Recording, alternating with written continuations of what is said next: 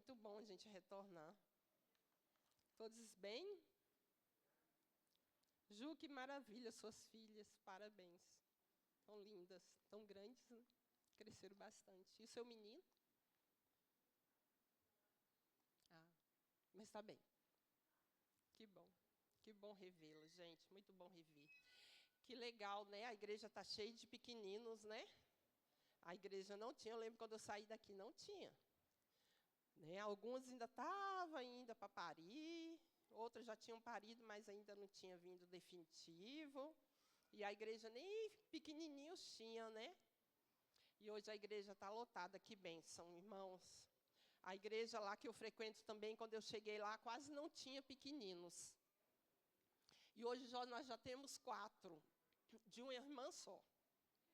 Que bom, graças a Deus. Menos mal, mas pelo menos nós já temos pequeninos lá. Nós já estamos fazendo o cantinho da criança, que quando eu cheguei lá não fazia, e hoje nós fazemos, né? Graças a Deus, a igreja de Deus está crescendo, irmãos. E se nós pararmos para analisarmos, está crescendo com pessoas sinceras. Porque são pessoas que não vão mais sair. Pessoas que vão permanecer até o fim, né? Que bênção, que assim seja. A minha pregação é: pelos seus frutos vos conhecerei. Eu gostaria que vocês abrissem lá em Mateus 24, 24. Tem um passador para mim? Mateus 24, 24.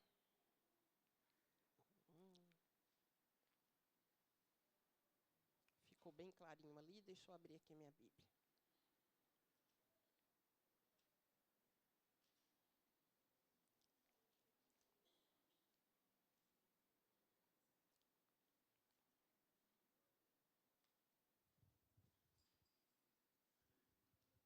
Amém? Todos acharam? A minha versão, ela fala assim, ó: porque surgirão falsos cristos e falsos profetas, operando grandes sinais e prodígios, para enganar, se possível, os próprios eleitos. Essas são as palavras de Jesus. Jesus, ele está dizendo que nos fins dos tempos surgirão falsos profetas e falsos cristos, dizendo: eu sou o Cristo.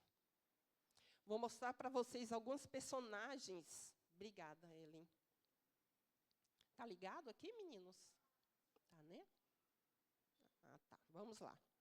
Alguns personagens que surgiram aqui na Terra dizendo que era Cristo. Esse aí é o Sergei Torop. Ele é um russo que diz que Jesus veio em sonho para ele, e ele diz que teve uma visão, e na visão ele disse assim que falaram para ele que ele era Cristo, que tinha voltado. E aí ele passou aí a dizer o tempo inteiro que ele era o Cristo, que ele era o Messias que havia voltado. Esse outro personagem aqui é o Wayne Baines. Ele é um americano e em 2000 ele disse assim que ele era Cristo e que ele havia voltado. E ele ele profetizou dizendo que em 2007 o mundo ia acabar. Não acabou, né? Óbvio. Estamos aqui ainda.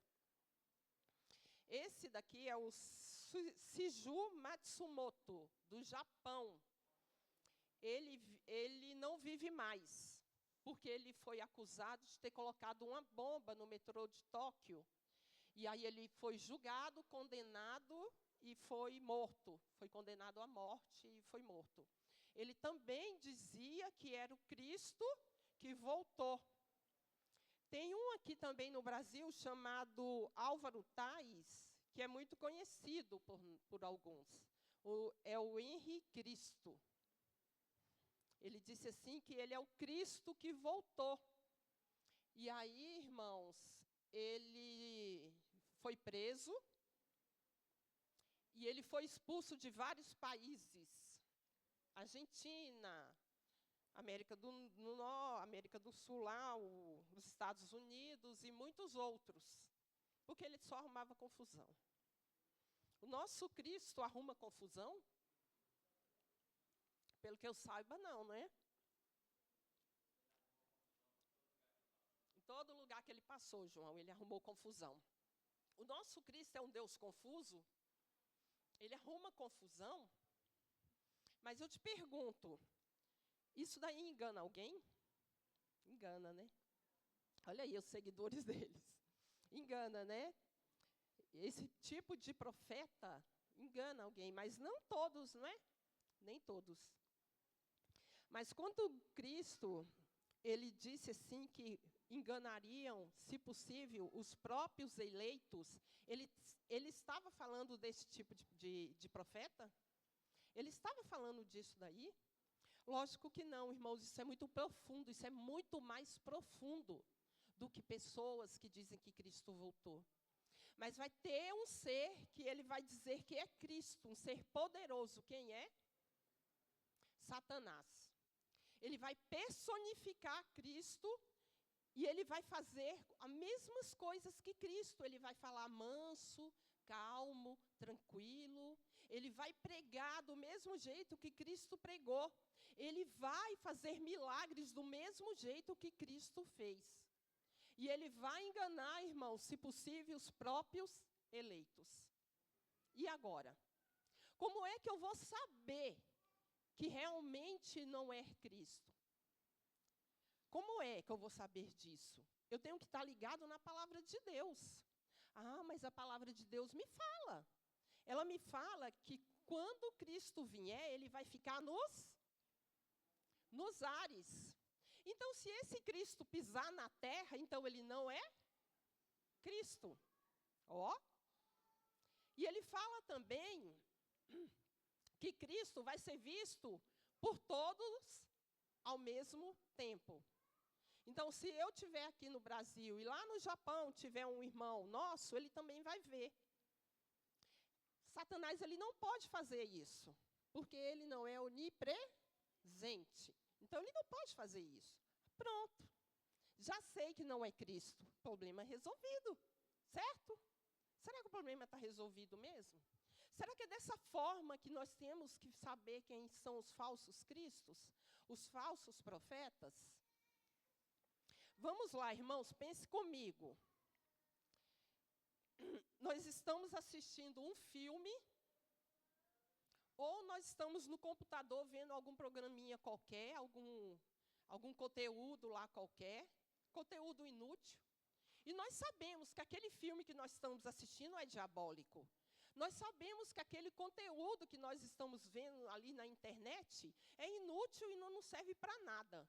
Mas nós temos força para deixar de assistir? Nós temos força? Não, nós não temos força, sabe por quê? Porque no outro dia a gente está lá de novo. Então, irmãos, não é só aqui o que a Bíblia me fala que eu vou identificar o falso Cristo. Eu preciso do que mais? Eu preciso de poder. Eu preciso, irmãos, de poder. E que é esse poder? O que falta para nós? Um dia desse, eu estava conversando com Cristo, e eu estava falando para ele assim, Senhor, eu me sinto presa, como se estivesse faltando alguma coisa, como se tivesse alguma coisa me prendendo, e eu não consigo desenvolver o meu cristianismo. Eu não sei o que está faltando. E aí eu estava conversando com ele, e imediatamente o Espírito Santo me mostrou, e ele falou bem assim, está faltando o Espírito Santo. Está faltando o Espírito Santo na nossa vida, irmãos. Esse é o poder. Esse é o poder para que nós possamos identificar o que é certo e o que é errado. Esse é o poder que precisamos chamar todos os dias na nossa vida.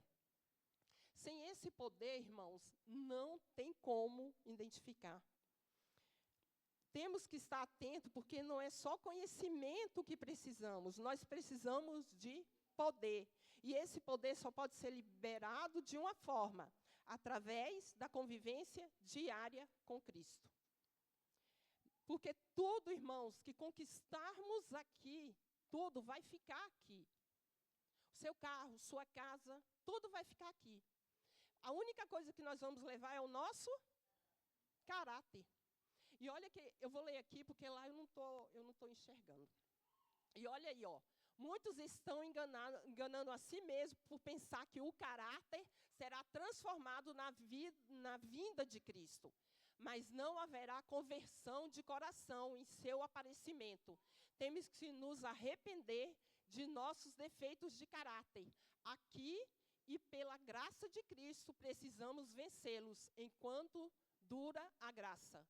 Lara Adventista, página 319. Lendo engano, irmão, se você pensa que você vai viver essa vidinha medíocre de cristão, e quando Cristo vier, Ele vai te transformar. Não vai, irmãos.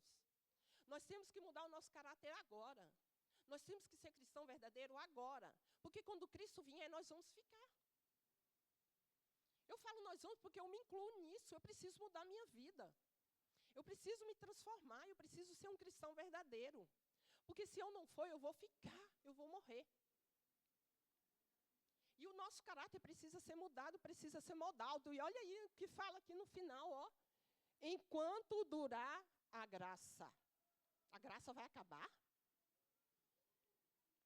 Vai, irmãos, vai acabar. Cristo é muito paciente, né? Cristo é muito calmo, é muito tranquilo. Ele está esperando o quê mais? O que ele está esperando? Eu me converter? Não, irmãos. Não é eu me converter, não. É muito mais. Falsos cristos estão aparecendo e faço uma pergunta muito importante para vocês, irmãos. Satanás, ele deseja acabar com o cristianismo?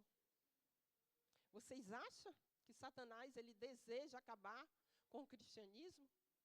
Não. Ele não deseja acabar com o cristianismo.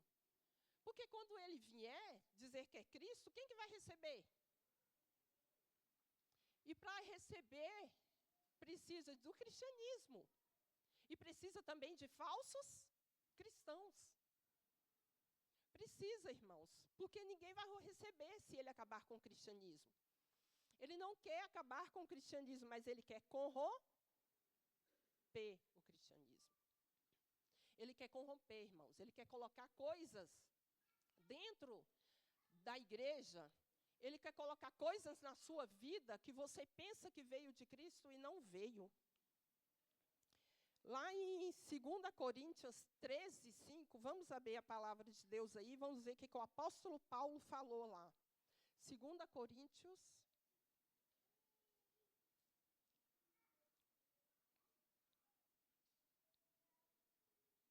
13,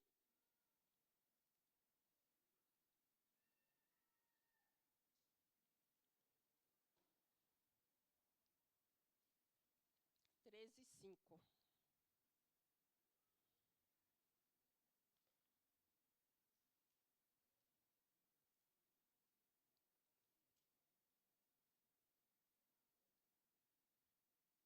Eu coloquei ali na tela, mas eu sugiro que vocês dêem uma olhadinha na palavra de Deus, tá bom? 13:5 fala assim: examinai-vos a vós mesmo, se realmente estáis na fé. Provai-vos a vós mesmo, ou não reconhecei que Jesus Cristo está em vós? Se não é que já estáis reprovados? Nós temos que examinar, irmãos, a nós mesmos. Porque quando surgir esses falsos profetas aí, esses falsos cristãos, pode ser que seja até eu mesmo. Pode ser que eu esteja pregando aqui para vocês, mas eu sou um falso cristão. E como é que você vai saber? Não é? Exatamente. Pelos seus frutos os conhecerei. Foi isso que Jesus falou. Pelos seus frutos vos conhecerei. Agora vamos nos examinar, irmãos. Vamos examinar nós mesmos. Mas para examinar a mim e a vocês, e vocês se examinarem, vocês precisam de um padrão, certo? Eu preciso de um padrão para me examinar. Geralmente, eu olho para um irmão do meu lado. e para um irmão que está mais fraco na fé. Porque o irmão que está mais fraco na fé, e eu examinando ele, me comparando a ele, eu vou ficar forte. Então, o meu cristianismo está perfeito. É esse tipo de comparação que nós temos que fazer? Não. Nós temos que nos comparar a quem? A Cristo. Não é nos comparar ao irmão, não, irmão. Nós temos que nos comparar a Cristo. Porque o irmão mais fraco vai nos parecer que nós estamos mais fortes. E nós não estamos. Então, a partir do momento que você lê a palavra de Deus o tempo inteiro, que você se aproxima de Cristo, você vai se sentir fraco. E você vai precisar desse poder a cada dia, a cada dia. Era isso que Cristo fazia. Quando ele passava o dia todo ali pregando, fazendo milagres e anunciando anunciando o pai dele ali, tudo, mas ele se sentia fraco. E aí ele ia de madrugada atrás do pai dele. E é isso que precisamos fazer, irmãos. Nós precisamos desse poder. E esse poder só vem de Cristo. A nossa comparação tem que ser dele. Não, nós não temos que nos comparar ao nosso irmão, porque eles também são falhos como nós. Mas aí, irmãos, alguns irmãos olham para o cristianismo e falam, mas eu sou um cristão. Eu vou à igreja, eu sou batizado, eu tenho cargo, eu devolvo o meu dízimo, eu dou o estudo bíblico, eu levei muitas pessoas ao batismo, eu faço caridade, mas os ateus também fazem caridade. Eu sou um bom cristão. Tudo isso, irmãos, o cristão faz. Mas nem por isso quer dizer que ele é um cristão. Eu posso fazer tudo isso e não sou um cristão. Às vezes, muitas vezes, nós fazemos as coisas tão no automático que nós nem percebemos o que fazemos. E aí nós temos que tomar cuidado com isso. Porque tudo isso aqui o cristão tem que fazer porque ele é um cristão e porque ele se entregou a Deus. Mas não que isso torna ele um verdadeiro cristão. Tudo isso é importante, se manifesta na vida de um cristão. Mas não é isso que faz de uma pessoa um cristão. Então, como vamos identificar um verdadeiro cristão? É como a Yudi falou, através dos seus frutos. Mateus 7:16. Mateus 7:16. Mateus 7:16.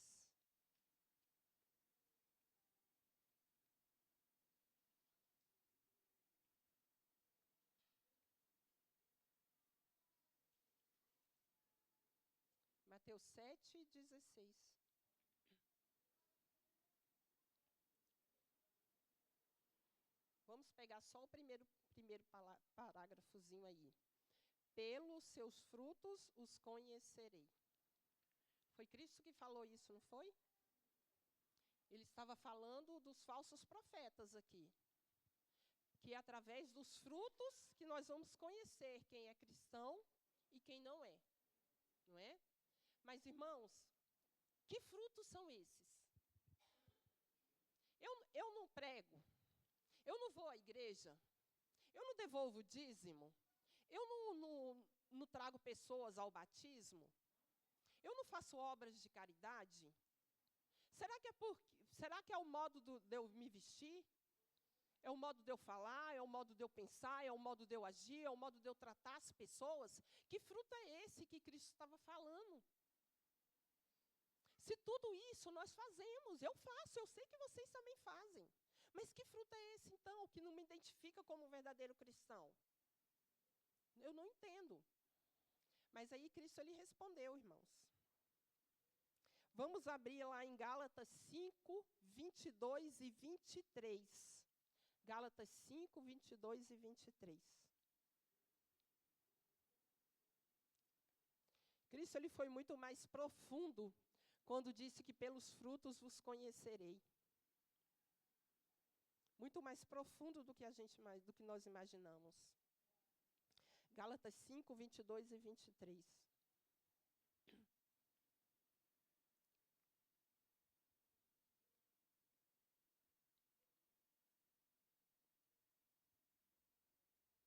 Vamos lá? Mas o fruto do Espírito é amor, alegria, paz, longanimidade, benignidade, bondade, fidelidade, mansidão, domínio próprio. Contra essas coisas não há lei. Esse é o fruto que Cristo está falando. E a primeira lição aqui que nós aprendemos é que fruto está no plural ou no singular? Está no plural, está no singular, irmãos. Então, não são os frutos. É um fruto que produz tudo isso daqui. Amor, alegria, paz, longanimidade, benignidade, bondade. O Espírito Santo, irmão, vai dar tudo isso aí de uma vez. Ele não vai te dar fidelidade de... Toma fidelidade. Ah, toma paz agora. Toma o amor. Não, irmãos, é tudo de uma vez, porque é um fruto. Não são vários frutos. Então, se tem algum daqui que você não desenvolveu, você não tem o fruto do Espírito. Porque não é um conjunto, é um só. Com todas essas características. E agora? Como é que nós vamos fazer? E o primeiro fruto aí, qual que é? Qual que é o primeiro fruto?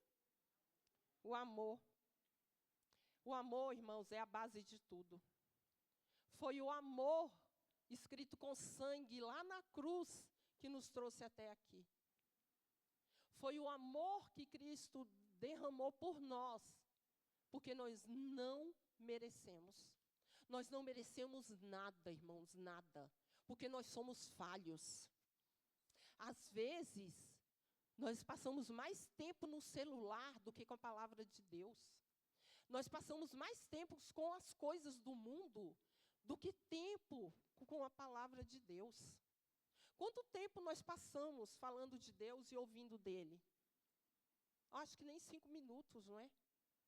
Porque nós somos muito imediatistas, nós queremos as coisas assim na hora. E se eu não sei se vocês perceberam, mas hoje nós queremos mais o visual. Nós ficamos ali nos TikTok da vida, nos WhatsApp ali da vida, porque tudo ali agora é visual. E o visual é mais rápido. Eu não quero ler. Antes nós éramos conhecidos pelo povo da Bíblia.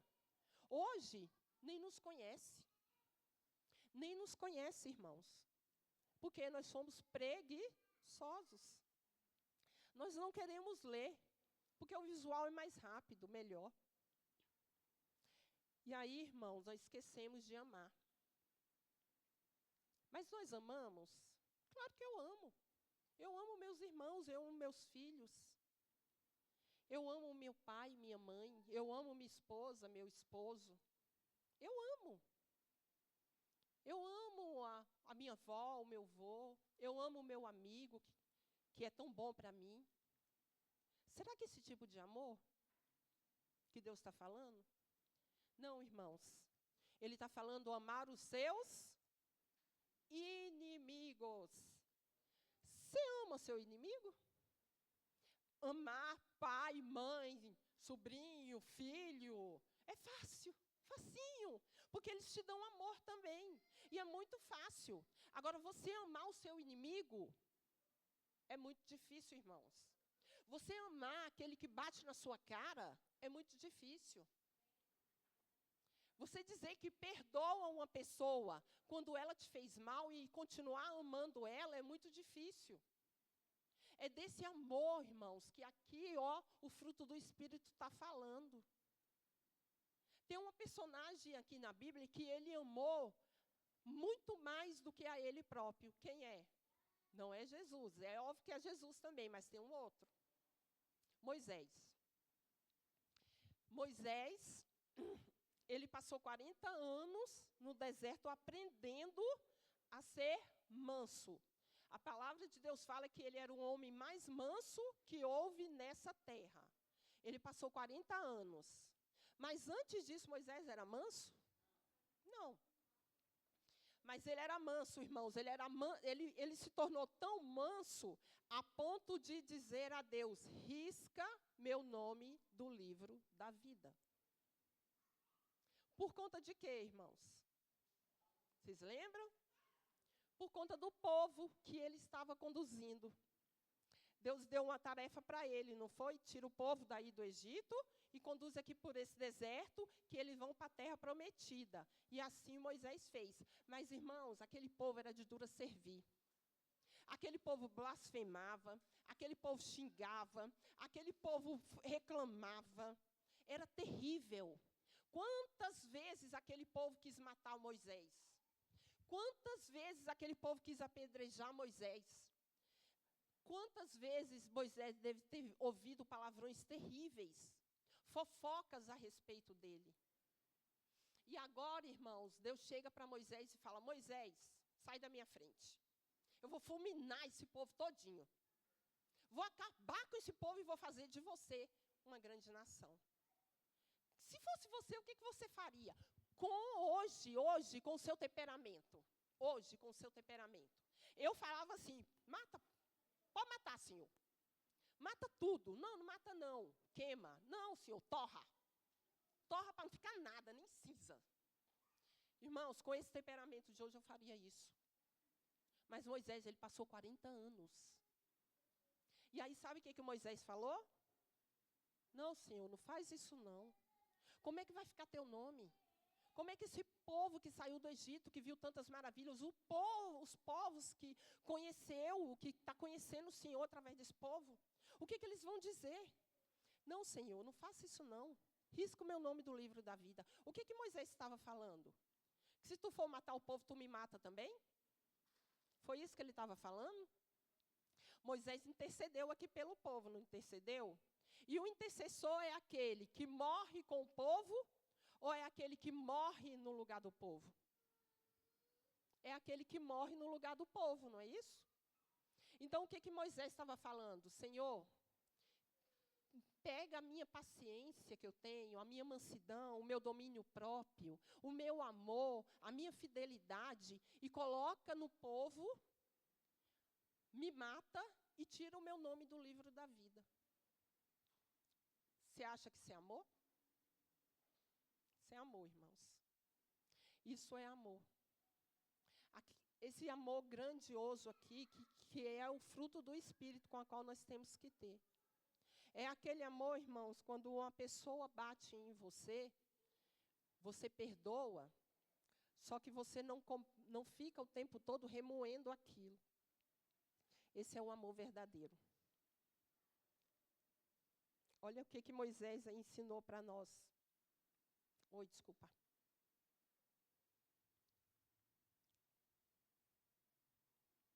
Em seu amor por eles, rogara fosse antes o seu nome riscado do livro da vida, do que se deixasse eles a perecer. Moisés está ensinando a renúncia de si mesmo ao desejar ser riscado do livro da vida por causa dos seus semelhantes, para que pudesse salvar-se. É isso, irmãos. É você morrer por uma pessoa. E tem um ser que morreu. Ele morreu por isso. Ele morreu por nós quando nós ainda não éramos nem nascidos. Ele perdoou os nossos pecados quando ainda nem éramos pecadores. A nossa existência nem tinha. Mas ele colocou o amor dele nisso, irmãos. Ele ia perder tudo se ele tivesse falhado. Mas ele quis nos resgatar. É esse amor, irmãos, maravilhoso que Cristo nos mostra todos os dias. Que amor grandioso, né, esse? Vamos lá, o segundo fruto aí é a alegria. Lá em Provérbios 17, 22, ele fala que o espírito abatido causa doença, enfermidade, faz secar os ossos, né? Mas o semblante alegre causa bênção, né? É muito bom. E quem disse para você que o cristão tem que ser triste? Não, irmãos. Nós não temos que ser tristes, nós temos que ser felizes. Graças a Deus nós estamos bem, estamos vivos, tudo passa. O cristão suporta tudo. Cristão suporta tudo com alegria, com calma, né? O cristão tem que ser assim. Se bem que deixamos de lado toda vaidade, toda conversa tola, ridícula e zombada. Olha o que fala aqui. Espera aí, deixa eu colocar aqui para vocês. Não é esse não. Está bem aqui para mim. Se bem que deixarmos de lado toda vaidade, toda conversa tola, ridícula e zombadora, não devemos tornar-se insensíveis, antipáticos e insociáveis. E receberei poder, página 77. Nós não temos que ser, irmãos, insociáveis. Nós não temos que ser com a cara fechada o tempo todo reclamando. Ah, sou um cristão, estou com a cara fechada. Ou senão com aquela carinha de santo que você às vezes nem é. Ou senão você ser tão chato, que quando você chega num lugar, as pessoas saem. O celular começa a tocar ali. Opa, estou recebendo aqui uma ligação, dá licença. É desse jeito, irmãos. A pessoa chata. Você tem que ser alegre, feliz. Tem que sorrir. Deus faz isso para nós. Deus nos dá isso. Deus nos transforma. E vamos ver o que está escrito aqui? Não podemos permitir que nosso espírito se irrite por alguma coisa mal, real ou suposto que não tenha sido feito. Se vos forem dirigido palavras impacientes, nunca responda do mesmo tom. Há um poder maravilhoso no silêncio. Sobre uma tempestade de palavras ferinas e acusadoras, conservai o apoio e o espírito da palavra de Deus. Muitas vezes, irmãos, as pessoas nos ferem, nos machucam, e nós queremos responder de imediato, né? Nós podemos ser assim, nós temos que ser alegre e feliz, né? E o terceiro fruto aí é a paz. O mundo está precisando de paz hoje, né? Quantas guerras nós estamos vendo aí? Quantos rumores de guerra tem no mundo? Quanta coisa feia, irmão, quantos cristãos têm morrido, quantas pessoas inocentes têm morrido ali na faixa de Gaza. Simplesmente o povo de Jerusalém, os israelitas, quer destruir o povo da faixa de Gaza para tomar conta de um território desse tamanhozinho. Para tomar território, irmãos, e não quer nem saber. Hoje a guerra há no mundo todo. Ninguém tem paz. Dentro do lar ninguém tem paz. As pessoas são atrevidas demais, não está nem aí. Mas a paz de Cristo, ela excede todo o entendimento. Porque a paz do mundo, irmãos, é ausência de guerra. Mas a paz de Cristo é em meio à guerra. Se Cristo te dá paz, é em meio a todos os sufocos da vida que você passa. Você tem que ter paz no coração. Pode cair o mundo, estou em paz. Mas, irmãos, a paz que eu estou falando não é aquela paz que a casa está caindo na tua cabeça e você fala assim, estou em paz. Aquela paz de uma criança está quebrando tudo e você não fazer nada e dizer, deixa ela, estou em paz. A paz daquela criança mal educada que você sai com ela e a pessoa olha assim e fala, olha, o que essa criança está fazendo? Deixa a criança ir, deixa ela ser criança. Estou em paz. Gente, isso não é paz não, viu?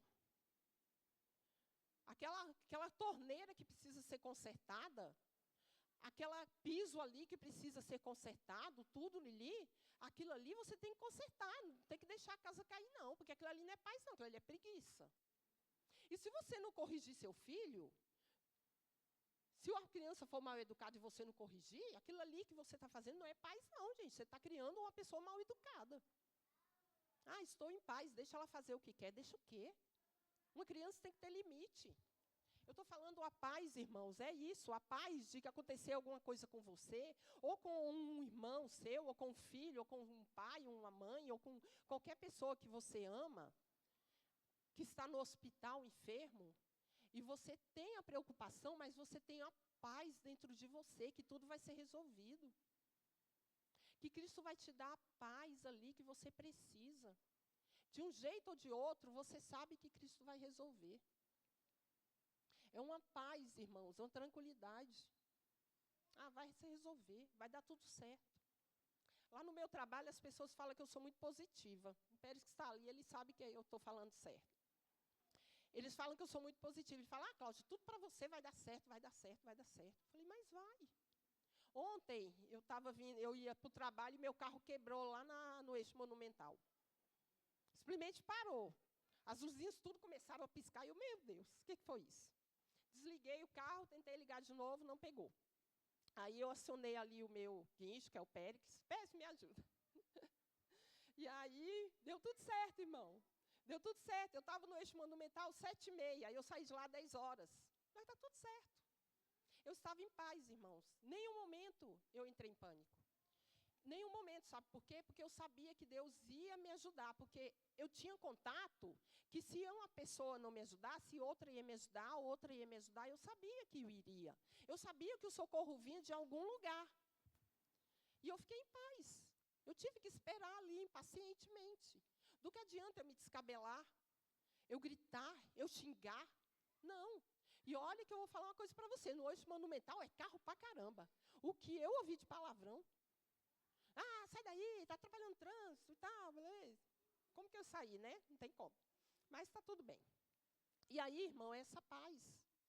Essa paz que Cristo nos dá. Essa paz que nós precisamos, irmãos. É a paz de quando nós estamos numa fila do banco, nós não irritamos, nós esperamos ali. E aí é que entra o quarto fruto, longanimidade, que é mais que paciência. É porque o longânimo, ele espera com longo ânimo. Ele espera animado. Ele sabe que vai vir. Pode ser que demore, mas eu vou ficar animado e esperar. É esse o fruto do Espírito, longanimidade, paciência. Você tem paciência? Ou você não é paciente? Ou você simplesmente se irrita facilmente? Isso é um fruto do Espírito, irmão. Se você não tiver paciência, então você não tem um fruto do Espírito, porque não é um conjunto, é um fruto só. Então, nós temos que ter paciência, irmãos. É como eu falei para vocês, a paciência de você ir para a fila do supermercado e você está paciente lá. Eu não vou me aborrecer, eu não vou reclamar, eu vou ficar esperando aqui pacientemente. E aí eu pergunto para vocês, quando vocês pedem a Deus paciência, Ele te dá paciência? Ele fala assim, toma aqui, paciência. Ele te dá paciência, mas não do jeito que você espera. Não é automático, no estalar de dedos, você ter paciência. Não é. Ele te dá circunstâncias para você exercitar a paciência. Ele não dá o fruto do Espírito assim tão rápido, irmãos. Então, tem coisas na vida da gente que a gente tem que parar e pensar. Opa, eu orei faz 2 dias e eu pedi para Deus que me dê paciência, que me dê o fruto do Espírito. E agora, Ele me deu essa situação que eu tenho que exercitar o que eu pedi a Ele. Os frutos do Espírito, irmãos, não se dá na primeira oração. Não se dá no estalar de dedos. Demora. Sabe por que demora? Porque é todos os dias que você tem que pedir. É todos os dias que você tem que estar ali aos pés de Cristo, para que dele dê esses frutos para você. E olha aqui o que fala mais aqui sobre isso.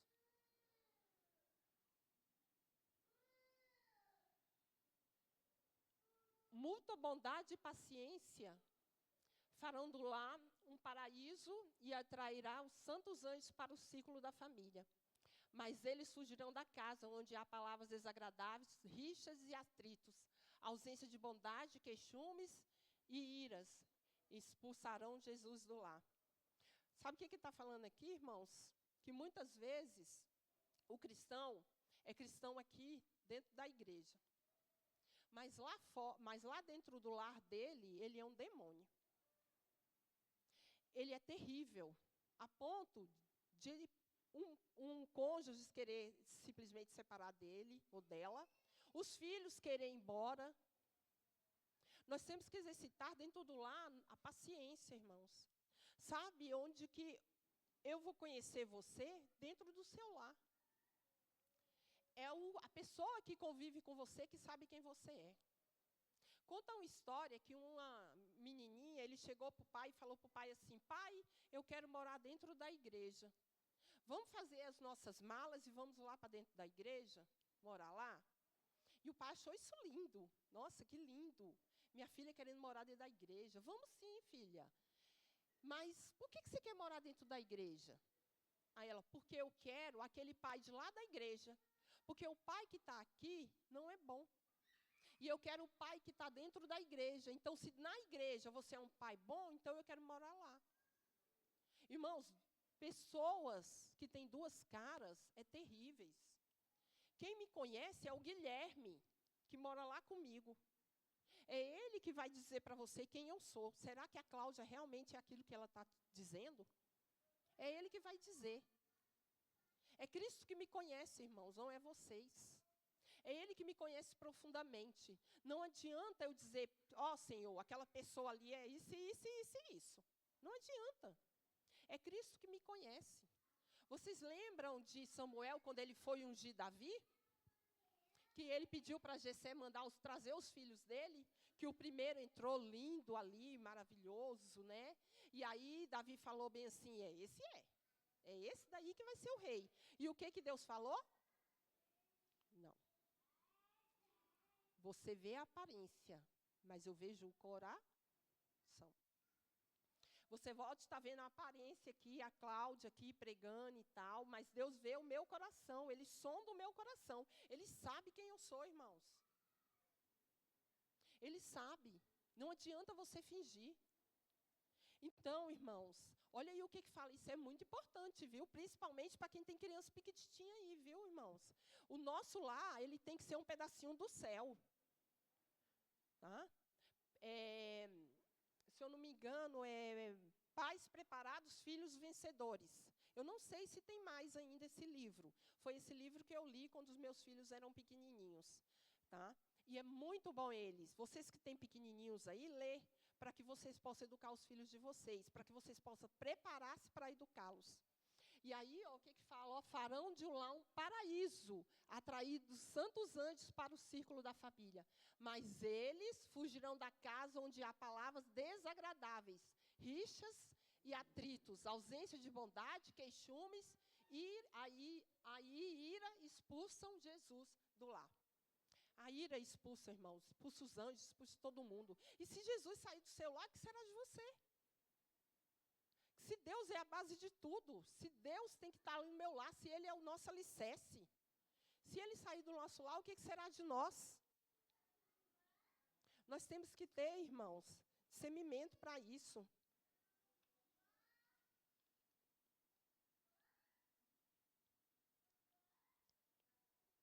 Deixa eu ver o que tem mais aqui.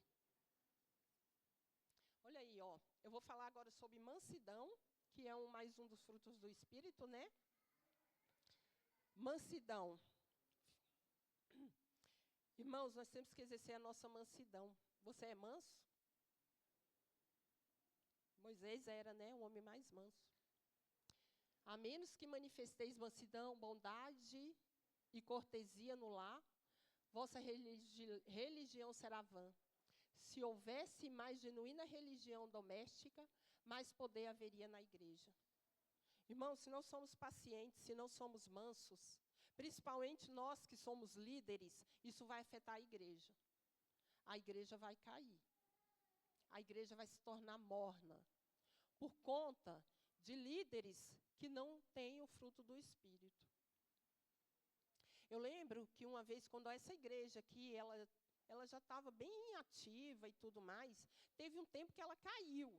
Não sei se vocês lembram, ela caiu. E aí, nos corredores da divisão, eu me encontrei com o pastor Choque. Ele me perguntou, Cláudia, como que está a igreja lá? Eu falei, pastor, está tão devagar. Quase ninguém vai para a igreja. Está tão, assim, morna. Aí ele me perguntou assim, quem é o líder? Quem é o líder da igreja? É por conta do líder. O líder que tem que levantar a igreja. O líder, irmão, somos nós. Não é só o pastor. O líder é o ancião, o líder é o diácono, o líder é o diretor da escola sabatina. Se ele estiver fraco na fé, irmão, se ele estiver em pecado, a igreja cai.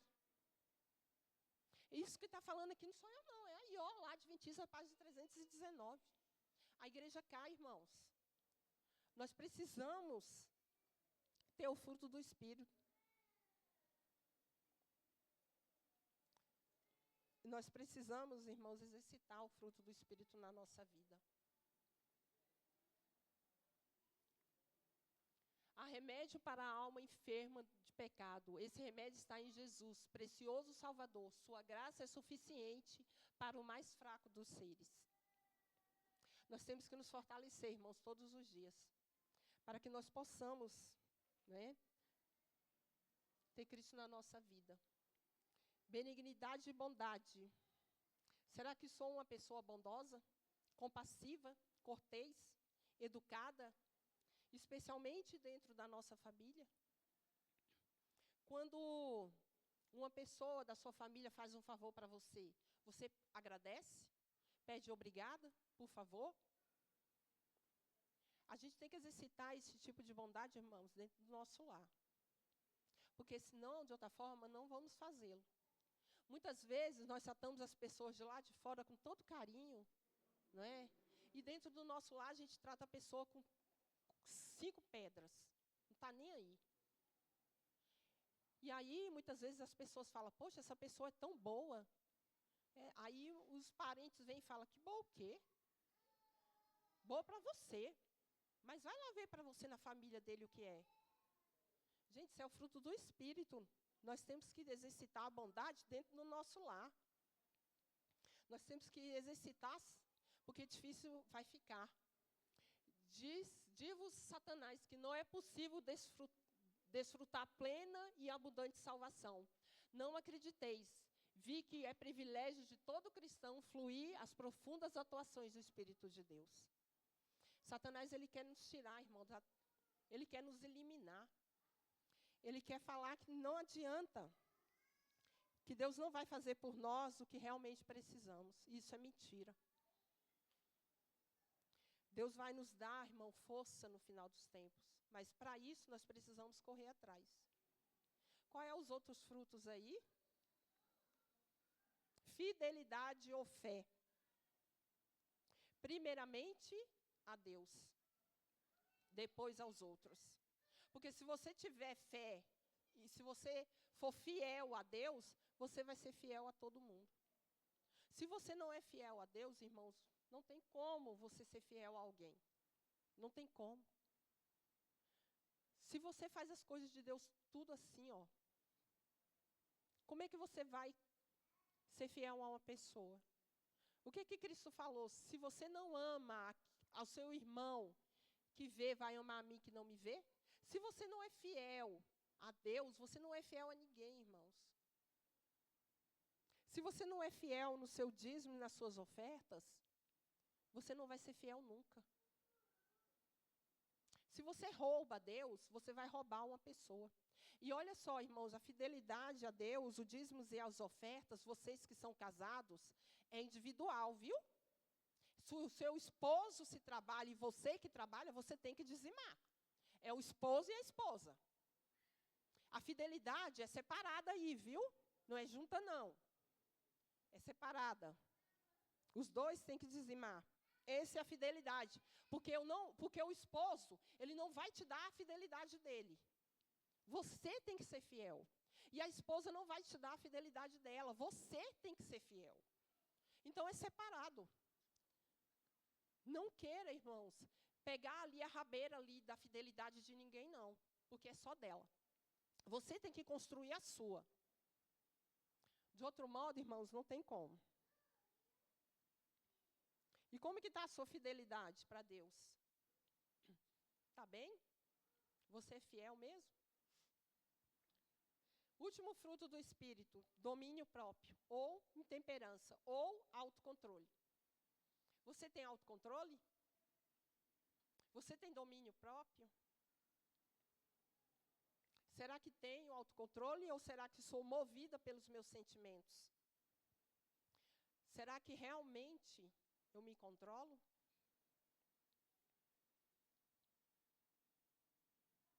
Opa, acabou. Quando você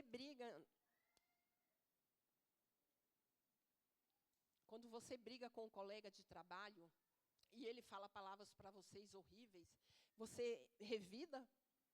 Ou com seu esposo, ou com qualquer pessoa, você revida? Ou você tem um controle próprio ali de não revidar? Eu não vou revidar. Eu vou deixar para lá. Às vezes, irmãos, o silêncio é a melhor arma de um cristão.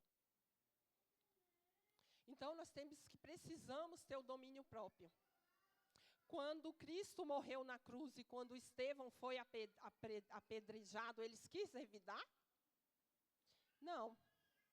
Cristo morreu, Estevão também. E aí, ainda Estevão falou bem assim, Senhor, não impute a eles esse pecado. Ele ainda orou pelos aqueles que estavam apedrejando ele. Estevão teve domínio próprio, irmãos. E nós precisamos também. Nós precisamos, irmãos, pedir a Deus o fruto do Espírito todos os dias. Todos os dias nós precisamos desse Espírito.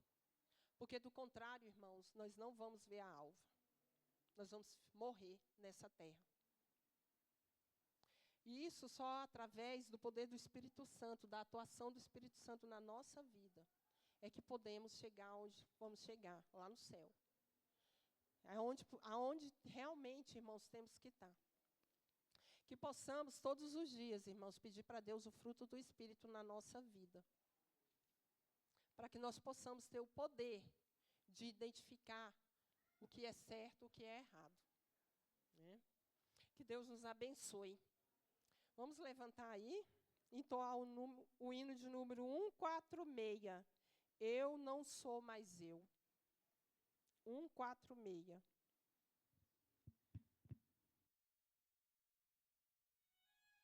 Tão longe de Jesus.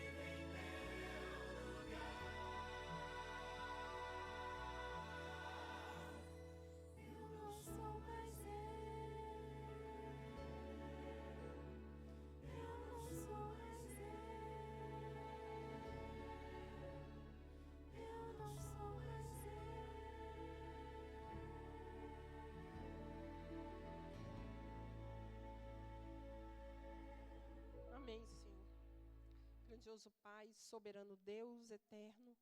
Muito obrigada, Santo Eterno Deus, por nos lembrar que temos que pedir todos os dias o poder do Espírito Santo, Senhor, para permanecermos de pé. Nós te pedimos que tu derrame sobre nós, Pai eterno, o fruto do Espírito, para que nós possamos verdadeiramente nos tornar um cristão.